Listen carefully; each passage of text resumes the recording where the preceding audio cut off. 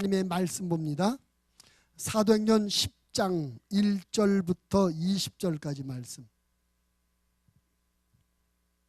사도행전 10장 1절부터 20절까지입니다. 신약성경 203쪽.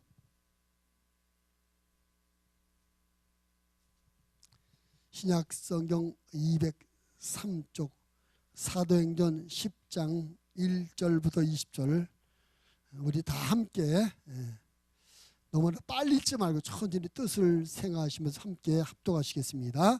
가이사라에 고넬료라 하는 사람이 있으니 이달리아 부데라 하는 군대 백부장이라.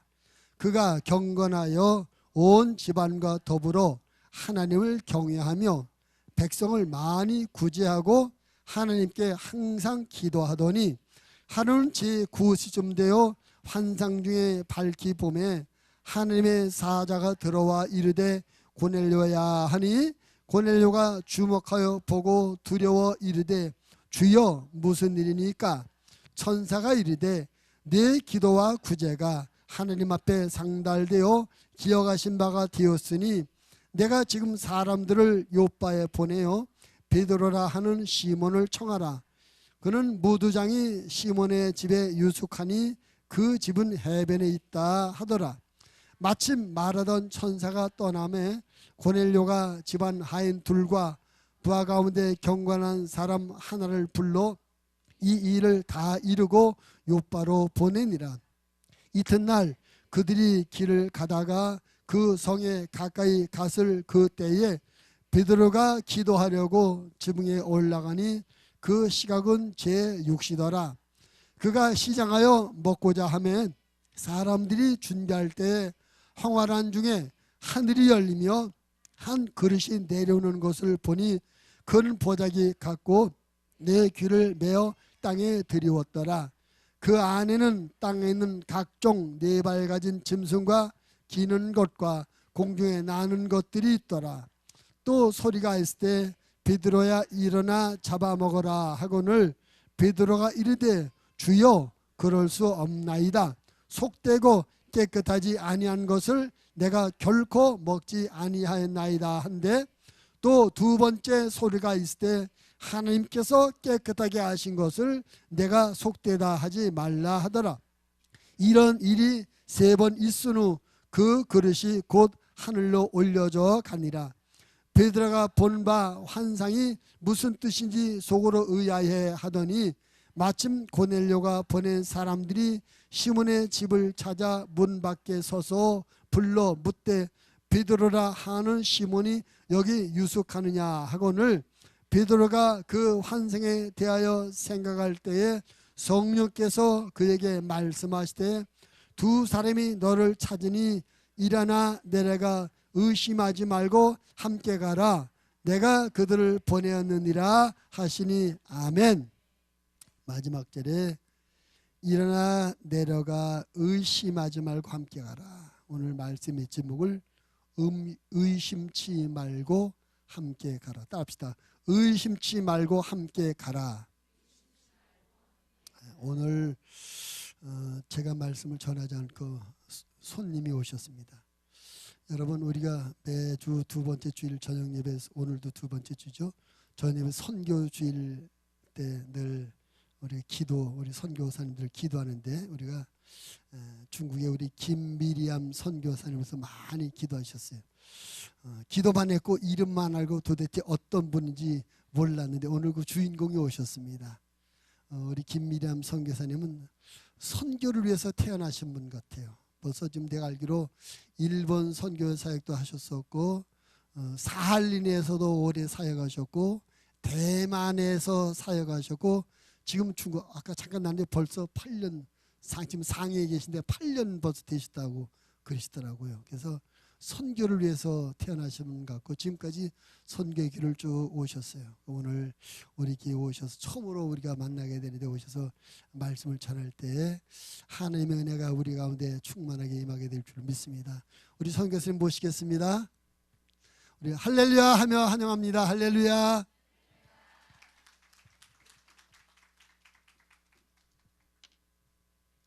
할렐루야. 만나 뵙게 돼서 정말 감사드립니다. 어, 저를 위해서 계속해서 기도해 주시고 또 후원해 주셔서 제가 오늘날 이 자리에 설 수 있게 되었습니다.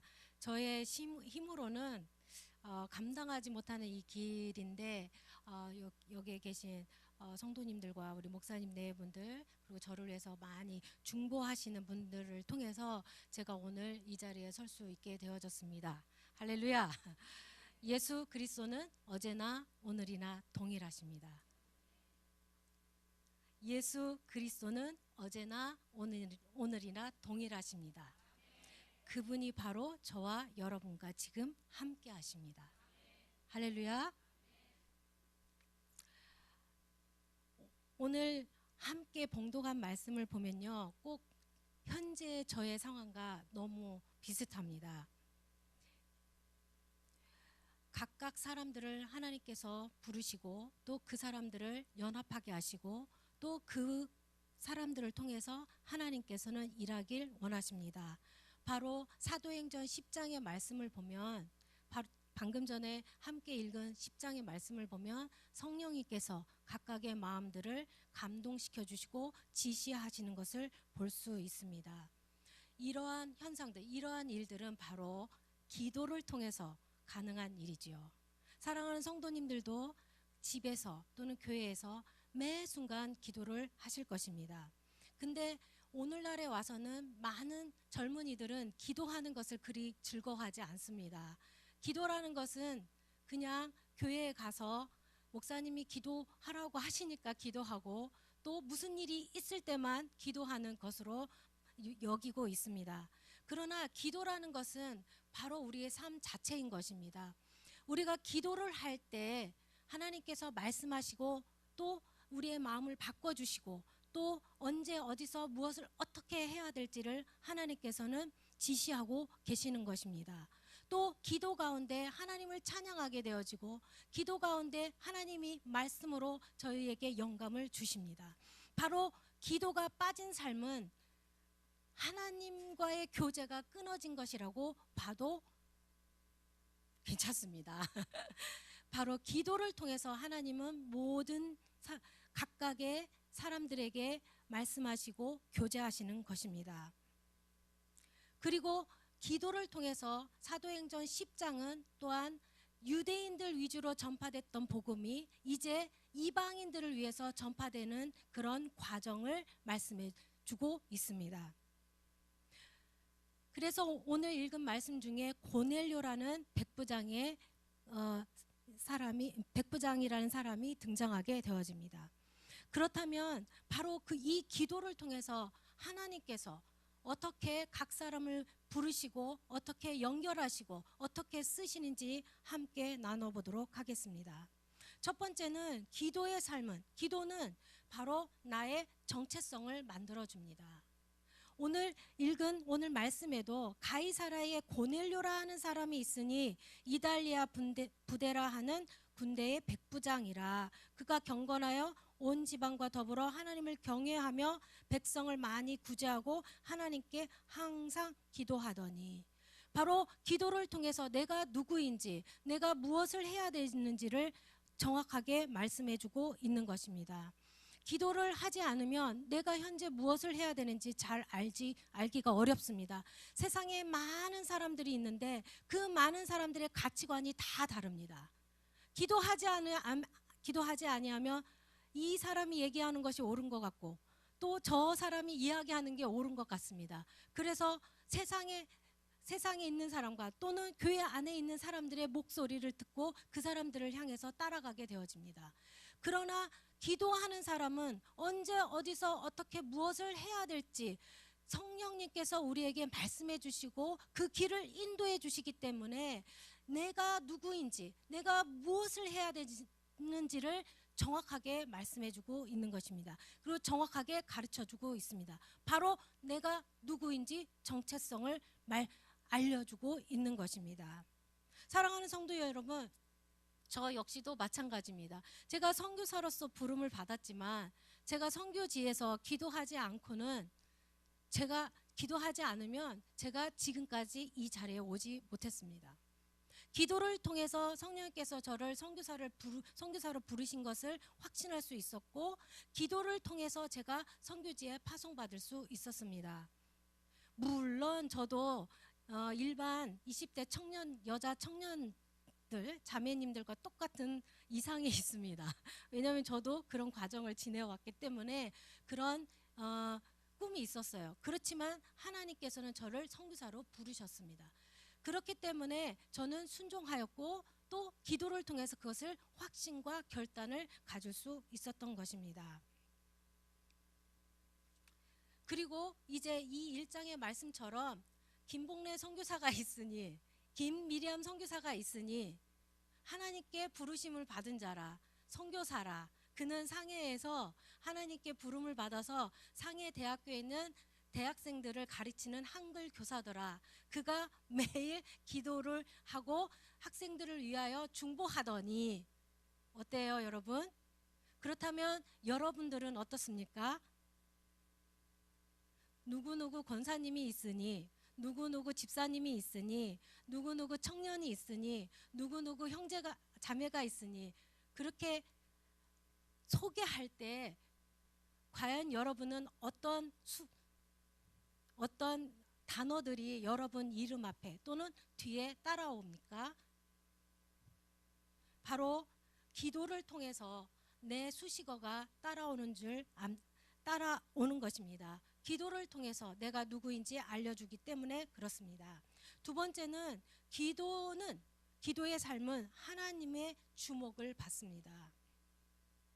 오늘 고넬료에게도 주의 천사가 말하기를 내 기도와 구제가 하나님 앞에 상달되어 기억하신 바가 되었으니, 이 고넬료는 하루 이틀 기도하고 구제하고 주변에 있는 사람을 돌보는 것이 아니었습니다.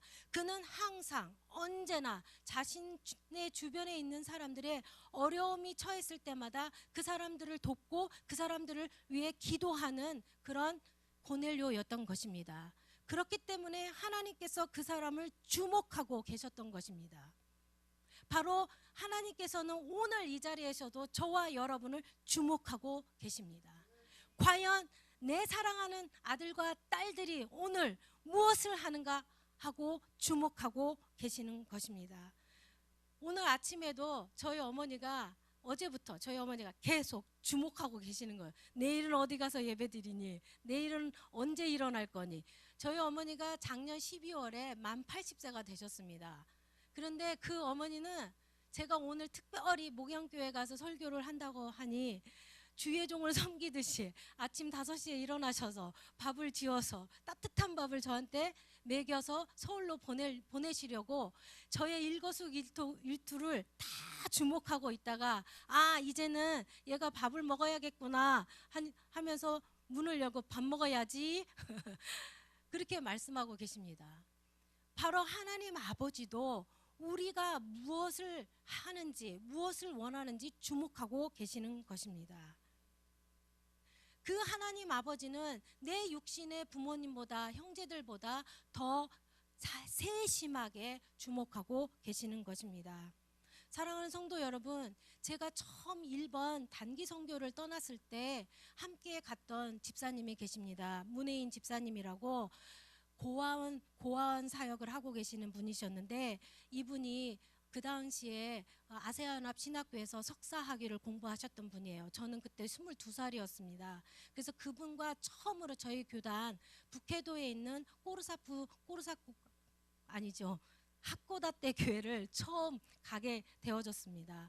그리고 이분이 이제 함께 다니면서 이제 여러 가지를 나눴는데, 그 중에 가장 기억에 남는 것 하나는 무엇이냐면, 그분이 학고다떼 교회에서 설교를 하실 때 하신 내용입니다. 그분이 이제 일본어로 이제 설교를 하셨는데, 제가 고등학교 때 제2 외국어가 일본어였어요. 그래서 그분이 설교하신 내용을 100% 이해하지는 못하지만 그래도 어떤 내용인지는 이해하고 있었습니다. 근데 그분이 하시는 말씀 중에 북한 선교에 대해서 이야기를 하시는 거예요. 근데 저는 그 당시만 해도 북한 선교하고는 저하고 아주 거리가 먼, 나와 동떨어진 일로 생각을 했습니다. 왜냐하면 저 때만 해도 외국에 나가려면 방공회관에서 방공 교육을 받고 난 후에야 여권을 신청할 수 있었습니다. 그래서 그 방공 교육을 받을 때는 조금 이렇게 과하게 그 당시엔 조금 과하게 교육을 받았는데, 이제 그런 것들이 우리는 교육을 받았기 때문에 북한하면 그냥 무섭고 가기 싫고 내가 아니고 네가 가라 이런 식으로 제가 관심이 없었습니다. 근데 그분이 그 이야기를 하시면서 오호츠크 해협에 대해서도 얘기를 하시는 거예요. 왜냐하면 북해도 그 오른쪽 편으로 전부 오호츠크 해협이거든요. 그리고 북해도 그 삿포로가 속해 있는 그 북해도 위에가 바로 사할린 섬이에요.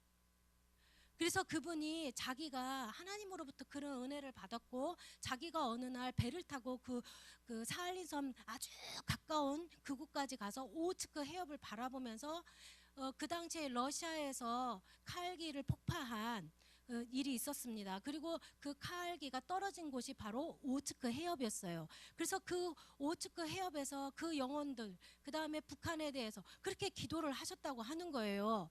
그런데 저는 그거는 문혜인 집사님의 비전이고 그거는 하나님이 문혜인 집사님에게만 주신 것이다, 이렇게 생각하고 있었습니다. 그런데 어느 날 보니까 제가 오호츠크 해협에서 한국에서 선교팀 오신 분들과 조개를 캐고 있는 거예요. 얼마나 놀라운 일입니까? 저는 그때만 해도 이 북한에 대한 선교에 대해서는 정말 생각하지 않았습니다. 그런데 하나님이 한꺼번에 저한테 미리암아, 내가 이제부터는 북한 선교를 할 것이니 북한 선교를 위해서 준비해라 라고 하면 제가 뒤로 넘어질까 봐 서서히 그쪽으로 향해서 저를 인도하시는 것을 깨달을 수 있었습니다. 저는 그 사할린 섬, 동포의 땅 사할린 섬, 척박의 땅 사할린 섬에서 만 3년을 넘게 선교사로 있었습니다. 거기에서 일어난 일들은 수없이 많은 일들이 있었지만 그 어려운 땅, 돈이 있어도 먹을 것을 사 먹을 수 없는, 신선한 야채를 구경할 수 없는, 그리고 비포장 도로인 그곳에서 정말 우리나라 70년대 그 낙후된 그 도시에서 정말 배고픔으로, 돈이 없어서가 아니라요, 먹을 것을 사지 못하고 풍족하지 못했기 때문에 제가 늘 배가 고팠었습니다. 그곳에서 그곳에서 선교 사역을 감당하고 있었습니다. 그리고 그곳에서 감당할 수 있었던 것은 바로 무엇이냐면 기도였습니다. 기도를 하였기 때문에 하나님이 미리암을 주목하시고 저에게 필요하시고 저에게 공급해야 될 것이 무엇인지 정확하게 알고 계셨기 때문에 제가 하나님 앞에 무릎 꿇고, 하나님 내일 어떤 할머니 신방 가요, 저 러시아 말도 잘 못해요, 통역 집사님과 함께 가요, 하나님 저와 통역 집사님과 동일한 마음을 주셔서 동일하게 감동을 주셔서 통역을 통하지만 그 할머니가 성령님의 인도하심과 성령님의 감동하심을 동일하게 경험하게 해주십시오라고 기도했을 때 한국말을 하나도 알지 못하는 그 권사님이 제가 왔을 때 루바치카, 제 러시아 이름이 루바치카 하면서 끌어안으시면서 그렇게 기뻐하시면서 오늘 너가 전한 말씀이 그렇게 은혜스럽고 그렇게 감동되어지고 그렇게 위로가 될 수 없었다고 고백하셨습니다. 바로 기도를 통해서 하나님께서 저에게 격려하시고 하나님께서 저의 입술을 주장하신 것입니다. 제가 한 것은 아무것도 없습니다. 단지 하나님, 저는 할 수 없습니다. 아버지, 저 못해요. 제가 러시아 말 잘해봤자 발음도 나쁘고 이 할머니 귀가 어두워서 잘 알아듣지도 못합니다. 하나님 도와주십시오 라고 기도했을 때 하나님께서 저에게 감동을 주시고 용기를 주셔서 그 할머니 집까지 찾아갈 수 있었습니다. 그때는 사할린의 겨울은 10월부터 시작되고 10월부터 한방눈이 펑펑 내립니다.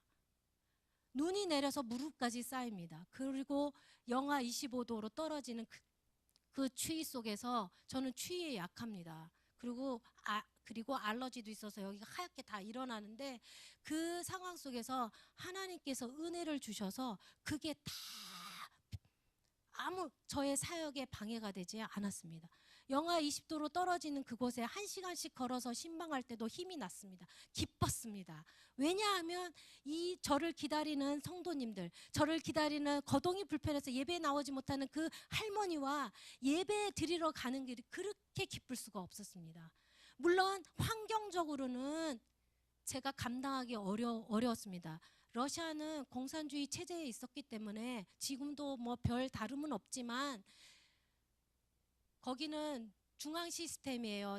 그 난방이. 그래서 6시부터 그 다음날 6시까지밖에 그 석탄을 떼지 않고, 석탄 떼는 사람이 보드카를 마시고 잠이 들면 밤새 석탄을 떼지 않아서 밤새 춥게 추운 밤을 보내야 했습니다. 그래서 저는 날마다 잠을 자지 못하고 추워서 하나님 빨리 새벽이 오게 해주세요. 하나님 새벽이 오게 해주세요. 라고 기도한 적이 한두 번이 아닙니다. 그런 사역지에서도 감당할 수 있었던 것은 바로 기도였습니다. 저를 위해서 중보하시는 분들, 그리고 또 제가 하나님 저는 연약합니다라고 무릎 꿇고 기도했을 때 바로 하나님께서는 그 사역을 감당할 수 있도록 하나님께서 힘을 주셨던 것입니다.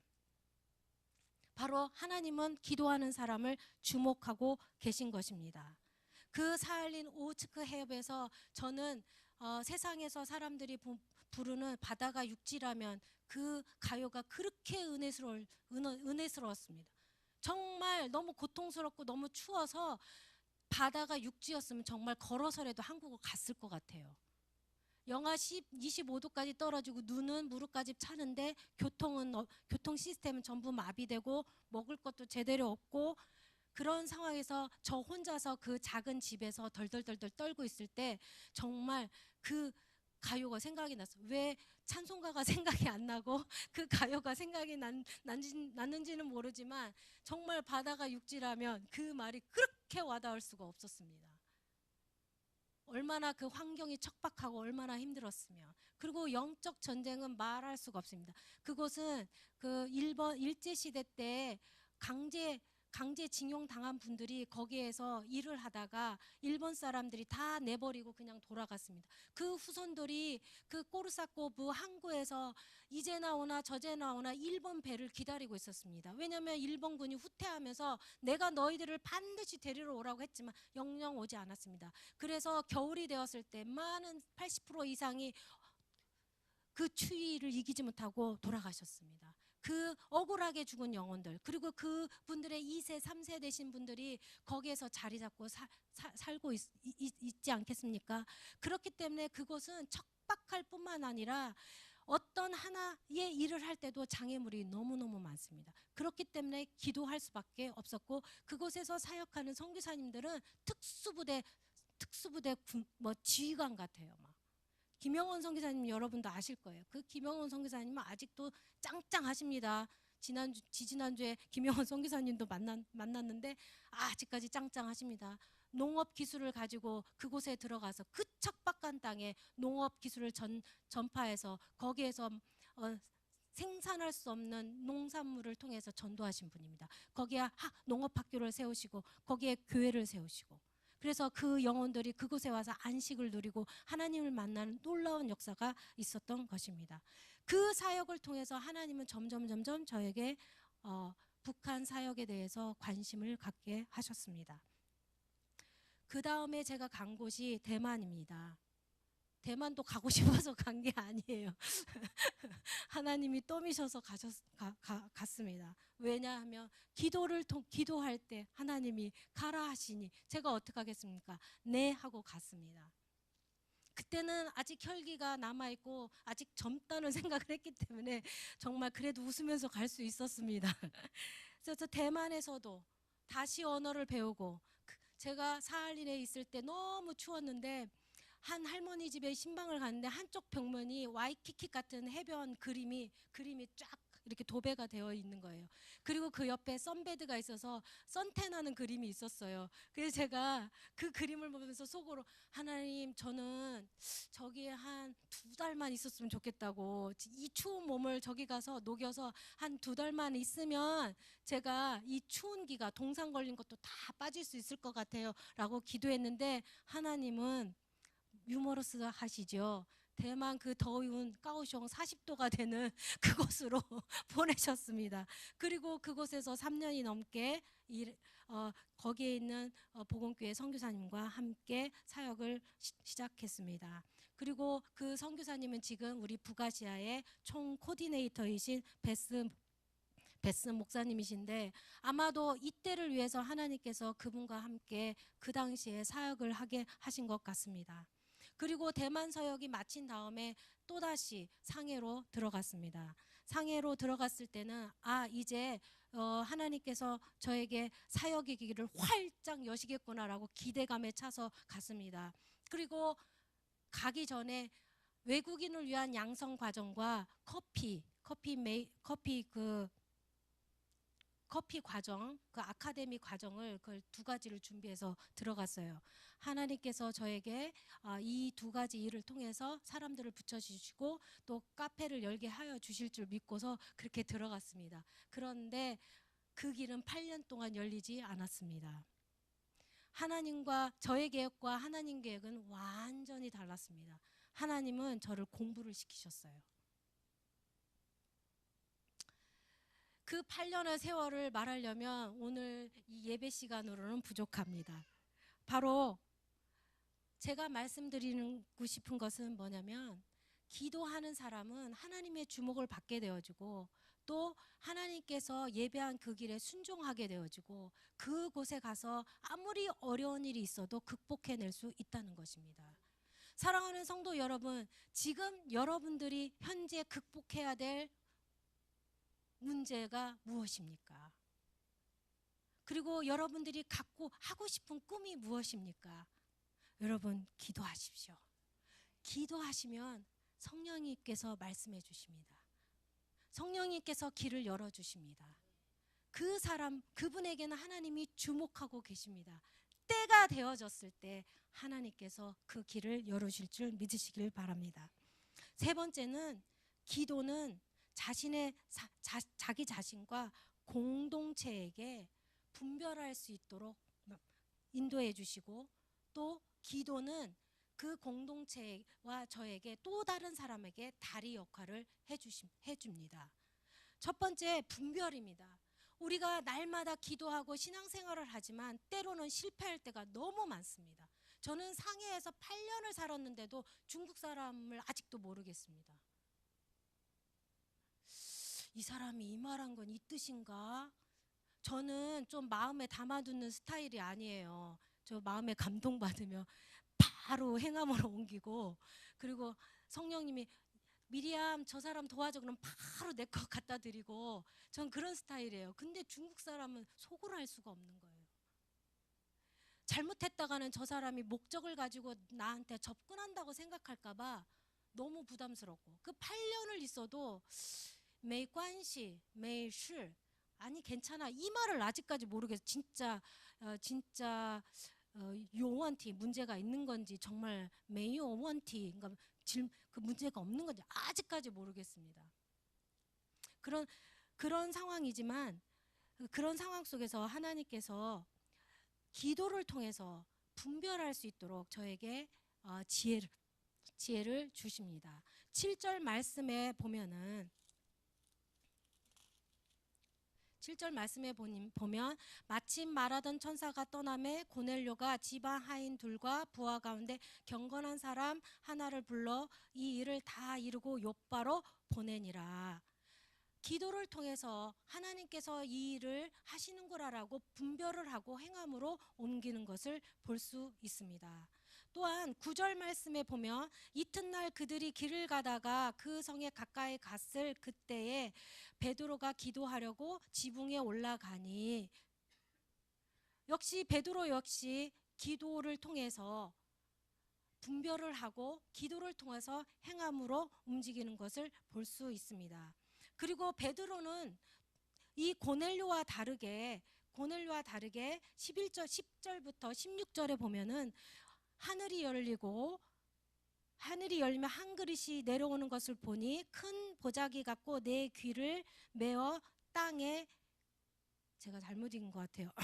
갖고 내 귀를 메어 땅에 들이웠더라. 그 안에는 땅에 있는 각종 네 발 가진 짐승과 기는 것과 공중에 나는 것들이 있더라. 또 소리가 이르되 베드로야 일어나 잡아 먹으라 하거늘 베드로가 이르되 주여 그럴 수 없나이다. 속되고 깨끗하지 아니한 것을 내가 결코 먹지 아니하였나이다 한데 또 두 번째 소리가 있으되 하나님께서 깨끗하게 하신 것을 내가 속되다 하지 말라 하더라. 이런 일이 세 번 있은 후 그 그릇이 곧 하늘로 올려져 가느니라.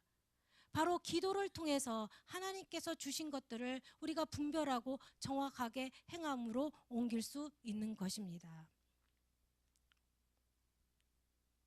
그리고 두 번째는 다리의 역할을 해줍니다. 기도는 다리의 역할을 해줍니다. 이쪽에서 건너갈 수 있도록 다리를 놔줍니다. 바로 고넬료와 베드로의 만남처럼 기도를 통해서 우리는 만나야 할 사람들을 만나게 되어지는 것입니다. 우리는 인간적인 즐거움, 인간적인 오락을 통해서 우리가 만남을 많이 만나고 또 약속을 하지 않겠습니까? 그런데 기도는 정확하게 저에게 말씀하고 있습니다. 어떤 사람을 만나서 어떤 말을 해야 되고 어떤 말을 하지 말아야 될지를 말씀해주고 기도를 통해서 하나님은 가르쳐주고 있는 것입니다. 제가 4월 달에 올 2018년 4월 달에 북아시아 지도자 모임에 참석을 했습니다. 저는 지도자의 자격으로 모인 것이 아니라 현재 총회장님께서 저한테 김 선교사님 4월 달에 북아시아 지도자 모임이 있으니까 그때 오세요라고 말씀하시는 거예요. 근데 그 총회장님은 다른 목적이 있으셔서 부르셨지만 제 안에는 어떤 부분이 있었냐면 2018년 7월 31일까지 비자가 만기가 되기 때문에 하나님께서 나의 길을 어떻게 여실까 그 목적을 가지고 이제 그 모임에 참석하게 되어졌습니다. 저는 한국어 강사로 일하기 때문에 자리를 비울 수가 없어요. 그래서 항상 매여 있고 방학에만 시간이 있습니다. 그런 상황인데 제가 너무 간절하게 하나님께서 저의 길을 열어주십사라고 기도했기 때문에 혹시라도 이 모임에서 하나님께서 나에게 무슨 말씀을 하시겠구나라고 기대하면서 그 모임에 가게 되어졌습니다. 갔더니 아무런 일이 일어나지 않았습니다. 단지 우리 교단을 위해서, 교회를 위해서 북아시아 지도자들과 한국 지도자들의 중간 역할을 위해서 제가 불러진 것입니다.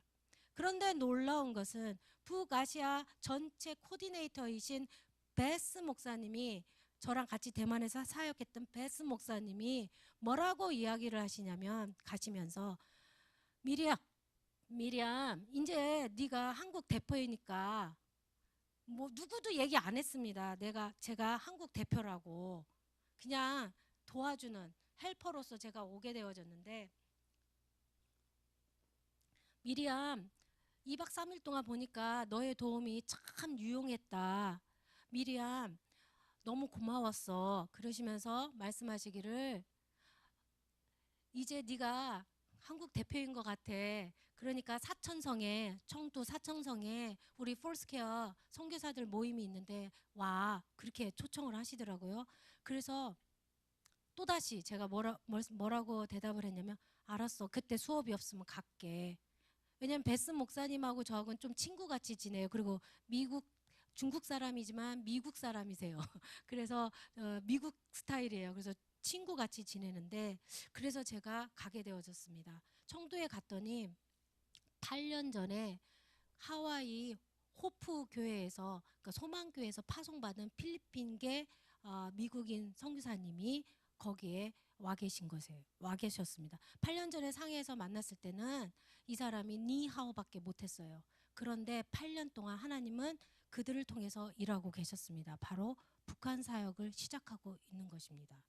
그분이 저를 처음 만났을 그 8년 전에는 저도 아무런 계획이 없었을 때 가라 해서 저는 상해에 왔고 그 당시에 그 모임에 있었을 때는 그분이 뭐라고 얘기하시냐면 자기가 기도하는 중에 성령님께서 북한 선교를 위해서 중국에 들어가라 해서 시망에 간 거예요. 시망은 단동하고 4시간 거리밖에 안 돼요.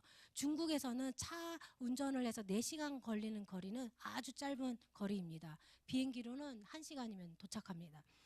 거기에 온 가족이 왔다는 거예요. 전 깜짝 놀랐습니다. 저는 북한 사역에 대해서 관심을 갖고 기도는 했지만 제가 하나님 저 여기 있습니다. 저를 보내주세요. 이렇게 한 적은 없어요. 그런데 그분은 그 사역을 위해서 미리 심양에서 중국어를 배우고 중의학을 배우게 되면서 그 중의학 동창생들 중에 북한 사람이 있었던 것입니다. 그리고 그 북한 사람과 교제를 통해서 하나님이 이 준에게 북한 사람을 도와주라고 말씀하신 것입니다. 그래서 이 북한 친구는 북한이 많은 것들이 필요로 하는데 가장 필요한 것은 의약품이라는 거예요. 약. 그런데 중국 사람한테 약을 사면 80% 이상이 가짜라는 거예요. 그래서 이 친구가 너무 속상해 하는데 가만히 보니까 준이 크리스찬이에요. 그리고 필리핀계 미국 사람이에요. 그리고 보니까 거짓말도 안 해요. 그래서 준한테 부탁하기 시작한 거예요. 약을 사다오. 그래서 준이 약을 사주기 시작한 겁니다. 그것을 통해서 북한 선교의 길이 조금씩 열리고 있었던 것입니다. 바로 그 준을 제가 사천성에서 만난 거예요. 준이 저한테 막 제가 나도 북한 사역에 관심이 있어서 기도 중이라니까 너무 흥분해서 막 자기 사역을 막 나누는 거예요. 그때 저는 이제 때가 됐구나. 하나님께서 그 오랜 시간 동안 저를 훈련시키시고 기도하게 하셨는데 이제 때가 되어졌구나. 그래서 이제 준비하고 하나님이 문을 여시면 바로 들어가야겠구나 라는 것을 깨달았습니다. 그래서 그 준에게 얘기했습니다. 준, 내가 요번에 한국에 가면 내가 나를 위해서 기도하는 중보자들한테 얘기할게. 먼저 너를 위해서 기도하고 두 번째 기도하다 감동받으면 의약품이든 뭐든 너를 도와줄 수 있도록 공급책을 마련해 볼게. 너도 기도해. 그랬더니 너무 좋아하는 거예요. 그리고 난 다음에 모든 일들이 일사천리로 변하는 거예요. 바로 기도를 통해서 하나님이 만나야 될 사람들을 만나고 다 각각 사람들에게 연결해줘서 다리의 역할을 하게 되어졌습니다. 5월 중순부터 지금까지 만나는 사람들이 다 북한 사역에 관심 있고 관련 있는 사람들을 만나게 하시고 제 입을 열어서 어떤 일을 해야 될 것인가 상의하게 하시고 기도하게 하셨습니다. 이 기도를 통해서 그 사람들과 저의 마음이 공통된 관심점이 갖게 되어진 것입니다. 그래서 제가 한국에 오자마자 사할린을 떠나와서 한 번도 연락 안 했던 김영원 목사님을 전화를 해서 만났습니다.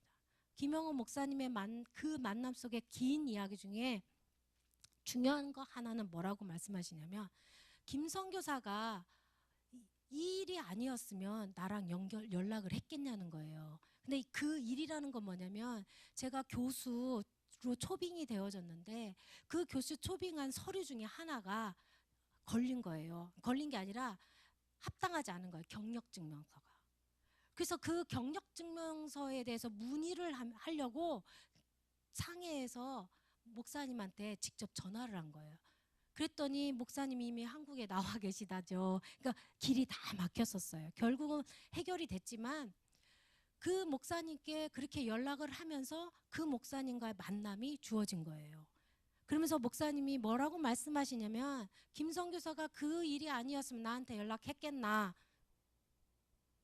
하나님이 김선교사를 어떻게 쓰실지는 모르겠으나 내가 아직까지 북한 평양에 들어가고 북한에서 평양에 들어가서 이제 조금 9월 달쯤에 하반기에 들어가신다고 하시더라고요. 모든 선교사님들이 다 북한 들어가는 길이 다 막혔는데 이분만 들어가신 거예요. 왜요? 자격이 주어지니까. 그래서 이분만 들어가시게 되는데 말씀하실 때 뭐라고 말씀하시냐면 김 선교사가 도와달라고 하면 언제든 도와줄게 라고 말씀하시면서 기도할게 하고 헤어졌습니다. 바로 기도를 통해서 하나님은 정확하게 만나야 될 사람 만나고 나눌 것을 나누고 해야 할 말들을 하게 하십니다. 사랑하는 성도 여러분, 기도는 분별할 수 있게 해주시고 그 다음에 다리 역할을 하게 해주시는 것입니다. 오늘날 이 때를 위해서 하나님께서는 저를 필리핀으로 대만으로 사할린으로 선교사로 삶을 살게 하셨던 것입니다. 세상 사람들, 믿음이 없는 사람들은 저 선교사는 왜 한 곳에 정착하지 않고 여기저기 떠다니는가 라고 말합니다. 심지어 신학교 교수님이신 분도 왜 여기저기 떠돌아다니냐고 그 떠돌아다닌다는 말을 사용을 하면서 저한테 얘기를 하는 거예요. 아주 거슬리더라고요. 다 일렀습니다. 하나님한테. 누구누구 교수 언제 어떻게 이렇게 얘기했다고. 아버지 저 대신 책망해 주세요. 네. 그래서 그렇게 이해를 못 하세요. 그런데 오늘날 제가 이 자리까지 와서 보니 왜 하나님이 저를 그렇게 훈련시키신지 알 수 있었습니다. 바로 이제 제가 가는 지역이 중국의 남창에 있는 사범대학교인데 거기에 제가 원어민 교수로 가게 되어졌습니다. 그래서 정확한 제 자리와 위치로 제가 중국에서 계속 남아있게 되어졌습니다. 제가 한국에 나올 때 사천성에 갈 때는 하나님께서 이 사람들을 통해서 내가 중국에 남아있을 수 있도록 도와주실까 하면서 기도하고 갔지만 하나님은 다른 방법으로 저를 남아있게 해주셨던 것입니다. 바로 끊이지 않는 기도를 통해서 하나님께서는 일하고 계셨고 지금 저를 통해 일하고 계십니다. 네 번째는 기도의 삶은 저와 공동체에게 하나님 사역을 동참하게 합니다. 오늘 읽은 본문 말씀도 보면 기도를 통해서 고넬료와 베드로의 만남이 성사되었습니다. 그리고 고넬료에게 속한 모든 사람들이 다 성령의 세례를 받고 예수님을 믿게 되어졌습니다. 할렐루야. 아직도 여러분 가족 가운데 예수 믿지 않는 가족이 있으십니까? 기도하십시오. 기도하시면 하나님께서 주목하시고 때가 되어졌을 때 하나님 앞으로 나오게 만드십니다. 44절을 보면 성령이 모든 사람에게 임하니 한 사람이 아니라 그 안에 있는 모든 사람이 성령님께서 임하셔서 방언도 하게 하고 그 다음에 그 사람들에게 성령 세례를 부어주신 것을 볼 수 있습니다. 폴스케어 저희 교회가 폴스케어죠. 성령님의 임재를 사모하는 교회 아니겠습니까? 기도하실 때 성령님이 여러분 개개인에게 임재하시는 줄 예수님의 이름으로 믿으시기를 바랍니다. 그래서 성령님께서 저와 여러분을 하나님의 사역에 동참하게 만드시는 것입니다. 사랑하는 성도 여러분, 지금은 평신도 분들이 일어날 때입니다. 목사도 선교사도 아닙니다. 선교지에서는 평신도 분들이 일어나셔야 됩니다. 한국에 있는 평신도 여러분들께서 기도로 준비하시고 일어나야 할 때인 것입니다. 사랑하는 성도 여러분, 예전에 막 평신도 교육, 평신도 세미나 엄청나게 많이 했습니다. 바로 지금이 여러분들이 일어나야 될 때인 것입니다. 사랑하는 성도 여러분, 상해만 해도 국제도시예요. 상해는 종교적인 어떤 압박이 없어요. 그런데 최근 몇 년 사이에 상해에 있는 선교사님들이 계속 추방당하고 있습니다. 그리고 북한과 관련된 사역을 하는 사람들, 비즈니스 하는 분들도 계속 추방되고 있습니다. 그분은 선교사님도 아니에요. 평신도예요. 단지 북한 사역에 관련이 돼 있어서 추방되어졌습니다. 계속해서 추방당하고 있는 상태입니다. 그리고 70% 이상의 선교사들을 다 내보낸다고 정책적으로 결의를 했습니다. 그렇기 때문에 지금은 평신도 분들이 일어나서 사역에 감당해야 될 때인 것입니다. 여러분, 평신도가 일어나야 된다 하니까 내가 가야 되나? 기도하시면 됩니다. 기도하시면서 성령님께서 감동 주시는 대로 움직이시면 되는 것입니다. 오늘 말씀해 보십시오. 마지막 절 20절에 보니까 일어나 내려가 의심치 말고 함께 가라. 내가 그들을 보내었느니라 하시니, 기도를 통해서 하나님께서는 여러분을 주목하시고 해야 될 일들을 하게 하시고 그 다음에 분별하게 하시고 다리의 역할을 하시고 그 다음에 여러분들을 일어나 함께 가라라고 말씀하고 있는 것입니다. 사랑하는 성도 여러분, 오늘 저는 이 교회에 와서 많은 은혜를 받았습니다. 찬양을 할 때 얼마나 은혜스럽고 얼마나 감사한지요. 그런데 사랑하는 성도 여러분, 국가의 위기가 처해졌을 때 나도 모르게 부모님과 헤어지고 자녀들과 헤어지고 교회도 없어지고 목사님도 안 계실 때 여러분들은 어떻게 하시겠습니까? 우리는 지금 아무런 감각이 없는 상태에서 살고 있는 분들이 너무 많이 있습니다. 과연 하나님께서 남과 북을 하나로 만드실까? 믿지 않는 사람들이 너무 많습니다. 그런데 하나님께서는 저도 모르는 사이에 많은 사람들을 곳곳에 숨겨두시고 이때를 위해서 하나님께서 준비시키고 계시고 있습니다. 바로 지금인 것입니다. 사랑하는 성도 여러분, 이제는 내가 잘 먹고 잘 살고 내 자녀에게 잘 먹고 잘 살게 하도록 여러분들이 모아놓은 것들을 축적할 때가 아니라 하나님 앞에 기도해서 이 나라 이 땅에 어떻게 살아나가야 할 것인가를 기도해야 될 때이고 동참해야 될 때인 것입니다. 사랑하는 성도 여러분, 지금 여러분은 이 서울 이 자체가 평안하지요. 하지만 밖에서 보는 한국은 그렇지 않습니다. 언제 어떻게 무엇이 터질지 모르는 한국으로 보고 있습니다. 여러분 나이 드신 우리 성도님들은 여러분들이 하나님 곁에 가면 그만이지만 여러분 아들과 여러분 손자 손녀들은 어떻게 하실 것입니까?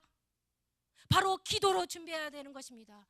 기도를 통해서 내 자손들이 어떻게 이 땅에 남아 있어야 되는가를 여러분 기도하셔야 되는 것입니다. 또한 그렇게 기도하시면서 하나님 앞에 예배드려야 할 때인 것입니다. 예배드릴 장소도 없고 아무도 없는 곳에서 여러분 어떻게 살아나시겠습니까? 저는 결혼 안 했어요. 그래서 하나님 곁에 가면 그만입니다. 그런데 여러분 자손들이 있으신 분들은 어떻게 하시겠습니까? 사랑하는 성도 여러분, 정말 심각합니다. 중국은 국가 공휴일이 많이 있고 또 국가의 공휴일이 있어서 연휴가 생겨지면 주일날도 출근해야 돼요. 저도 출근합니다. 학생들 가르치러. 그러면 예배를 못 드립니다. 주일날. 믿음이 없는 사람들, 교회에 의존적이었던 사람들은 교회에 한 번 못 가고 두 번 못 가고 그러면 안 갑니다. 그런데 어떻게 해야겠습니까? 평상시에 가정에서 교회에서 혼자서 예배 드릴 수 있도록 기도할 수 있도록 훈련을 받아야 되고 훈련되어져 있어야 하는 것입니다. 그렇기 때문에 성도님들도 교회에서 예배 드리고 일주일에 한 번, 두 번 집에서부터 예배를 시작하시고 기도하셔야 되는 것입니다. 아브라함의 하나님, 이삭의 하나님, 야곱의 하나님이 바로 저 김미리암 하나님이 되어져야 한다는 것입니다. 바로 여러분의 하나님이 되어져야 되는 것입니다. 사랑하는 성도 여러분, 지금 무엇을 생각하십니까? 무엇을 위해서 달려가고 계십니까? 한국의 미래는 오직 하나님의 손에 있습니다. 한국의 미래는 하나님밖에 풀 수 없습니다. 중국도 미국도 일본도 우리를 해결할 수 없습니다. 남과 북의 문제는 우리 스스로 해결해야 되는 것입니다. 그것은 내가 살 길이요 내 자손이 살 길인 것입니다. 사랑하는 성도 여러분, 방관하지 마시길 바랍니다. 언제 어떻게 하나님께서 일하실 줄 모릅니다. 여러분 기도로 준비하시길 바랍니다. 바로 이 일을 위해서 하나님께서 저를 위해서 20년 동안 선교사로 섬기게 하셨습니다. 때로는 포기하고 싶고 때로는 도망가고 싶고 작년 이맘 여름 때는 너무 힘들어서 잠수함 타고 싶었습니다. 그냥 목사님들한테도 연락도 안 하고 다 없고 그냥 다 정리하고 내가 뭐 석사까지 했는데 뭐 굶어 죽기야 하겠어 하면서. 그런데 기도할 때 하나님은 그게 아닙니다. 미리암 다 됐어. 조금만 참아. 이제 다 됐어. 사랑하는 성도 여러분, 이제는 여러분이 일어나셔야 합니다. 어떤 분들이 일어나셔야 돼요? 포지션이 있는 사람. 각각의 분야에서 전문가로 만 2년 이상 경력이 있는 분들이 한 조건에 맞습니다. 그래서 하나님이 부르시고 감동 주셨을 때 하나님 제가 여기 있습니다. 제가 가겠습니다. 바로 그러한 사람을 하나님께서는 이 시대에 쓰시길 원하십니다. 그리고 저에게 그러한 포지션을 주시기 위해서 지난 8년 동안 상해에서 공부하게 하셨고 교수의 자리로 올라갈 수 있었던 것입니다. 제가 공부하려고 했던 것이 아니라 비자 문제가 해결이 안 돼서 학교에 들어간 것입니다. 그런데 하나님은 다른 길을 여시지 않으시고 공부하면서 학생들을 가르치면서 학생들과 교제하게 만드셨습니다. 아이들을 가르칠 때 간접적으로 복음을 전하게 말씀하셨습니다. 그 이후에 이제 7월 10일 날 그 어려웠던 학업이 다 끝나고 언어학 박사를 취득했습니다. 이거는 내가 할 수 없었던 일이에요. 정말 하기 싫었습니다. 정말 도망가고 싶었습니다. 그런데 이 일이 끝나질 무렵에 하나님께서 저를 교수로 청빙되도록 길을 인도해 주신 것입니다. 사랑하는 성도 여러분, 여러분들이 지금 이 시대에 일어나셔야 되고 하나님께 쓰임 받으실 때가 되어진 것입니다. 의심치 말고 함께 가라. 여러분 함께 가시지 않겠습니까? 이 시간에 우리 잠깐 기도했으면 좋겠습니다. 하나님, 여러분들 내가 살아야 내 가정이 살고 교회가 살고 나라가 살지 않겠습니까? 먼저 여러분이 하나님 앞에 무엇을 어떻게 해야 될지 여러분 다시 한번 기도하지 않으시겠습니까? 그리고 이 시간에 하나님께서 각각의 성도님들에게 성령님께서 말씀하시는 게 있지 않습니까? 여러분 그것들을 위해서 기도하지 않으시겠습니까? 그리고 이 나라 이 땅을 위해서 기도하지 않으시겠습니까? 그리고 내 자손들을 위해서 기도하시면 어떻겠습니까?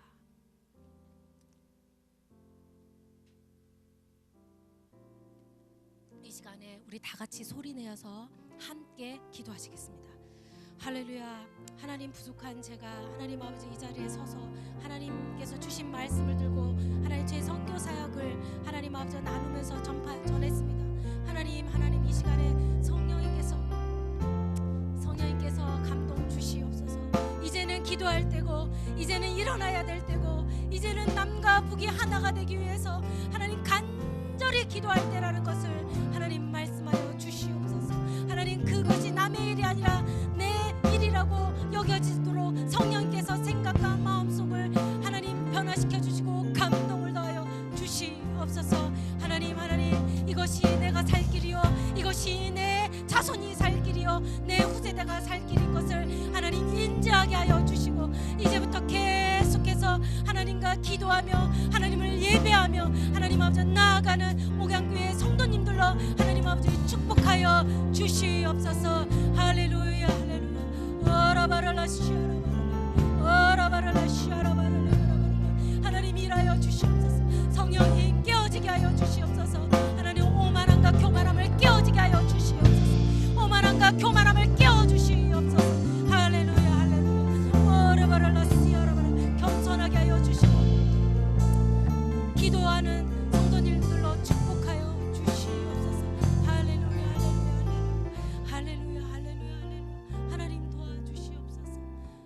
할렐루야. 하나님 얼마나 감사한지요. 하나님 여기 있는 모든 분들 하나님을 기뻐하며 찬양할 때 얼마나 감사한지요. 하나님 예배드릴 수 없는 곳들이 곳곳에 너무나도 많이 있습니다. 그런데 우리는 감사하지 못하고 있습니다. 우리는 만족하지 못하고 있습니다. 좀 더 나은 것을 위해서 하나님 아버지 달려가고 있습니다. 내가 이익이 되지 않는 것들은 생각도 안 합니다. 하나님 그러나 하나님 아버지 여기에 계신 분들만이라도 하나님 앞에 감사하게 하시고 하나님 기도함으로 인하여서 도움이 필요한 곳에 달려나가게 하여 주시옵소서. 그리고 하나님 통일 한국을 하나님 위해서 기도하는 성도님들로 축복하여 주시옵소서. 이것이 각자가 살 길이요 자손이 살 길인 것을 인지하게 하여 주시고 이제부터 하나님 사역에 동참하는 하나님 성도님들로 축복하여 주시옵소서. 모든 것을 감사드리며 예수님의 이름으로 기도드렸습니다.